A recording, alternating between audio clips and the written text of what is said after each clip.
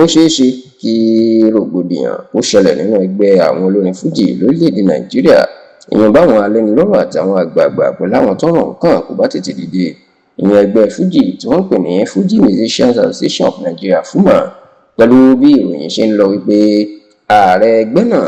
ìyẹn Alhaji Síkírù Àyìndé Agboola, ẹni tí ó gbajúmọ̀ sí SK Sensation tàbí kò lọ títí bí wọ́n ṣe ní bàbá náà kò máa fẹ́ gbé ìjọba sílẹ̀ lẹ́yìn tí sáà tí ó parí lóṣù karùn-ún tí a fẹ́ wọ̀ lọ́sẹ̀ tó ń bọ̀ yìí, tí wọ́n sì ní bàbá náà ó ti múra láti ṣe sáà kẹta,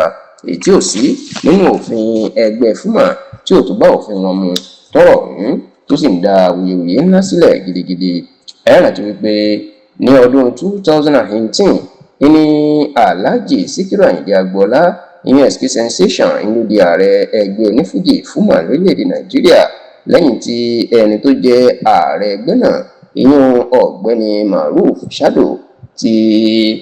ó kúrò lórí ipò nítorí pé ó fẹ́ kó nàìjíríà fẹ́ lọ́ọ́ máa gbé lórílẹ̀‐èdè Canada, tó sì jẹ́ pé inú gbọ̀ngàn kan nínú ilé ìtura Genesis tó wà ní ìlú Ìbàdàn ní ìpínlẹ̀ Ọ̀yọ́ ni wọ́n ti búra fún kò lọ títí gẹ́gẹ́ bí ààrẹ ẹgbẹ́ onífújì lórílẹ̀‐èdè nàìjíríà. ṣá o nígbà tí kò lọ títí tó parí sáà àkọ́kọ́ ẹ̀ lọ́dún 2022 níṣe ni wọ́n tó dìbò yàn láti tún ṣe sáà míì sí i, tó sì jẹ́ pé inú oṣù karùn-ún ọdún tí a wà yìí inú rẹ̀ kí sáà ọdún mẹ́jọ SK Sensation kò parí kí wọ́n yan ààrẹ tuntun míì.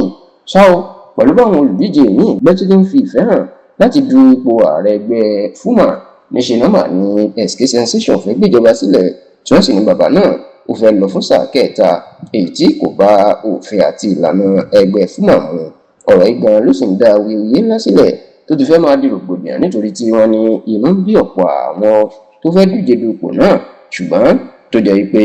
ní báyìí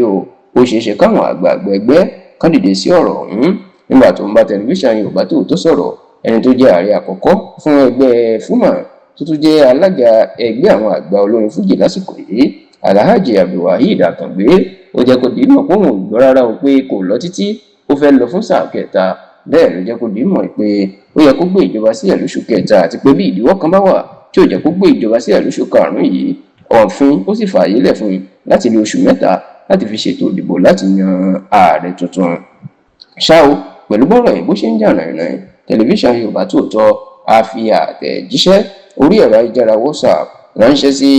Alhaji SK Sensation ìyẹn ààrẹ ẹgbẹ́ onífújì láti béèrè pé ṣé lóòótọ́ ní ìròyìn tó ń lọ pé ó fẹ́ ṣe sáà kẹta tí ò bá òfin ẹgbẹ́ náà mu, ṣùgbọ́n tí Alhaji SK Sensation ka àtẹ̀jíṣẹ́ náà tí kò sì fèsì fún wa lásìkò tí a ṣàkójọpọ̀ ìròyìn yìí.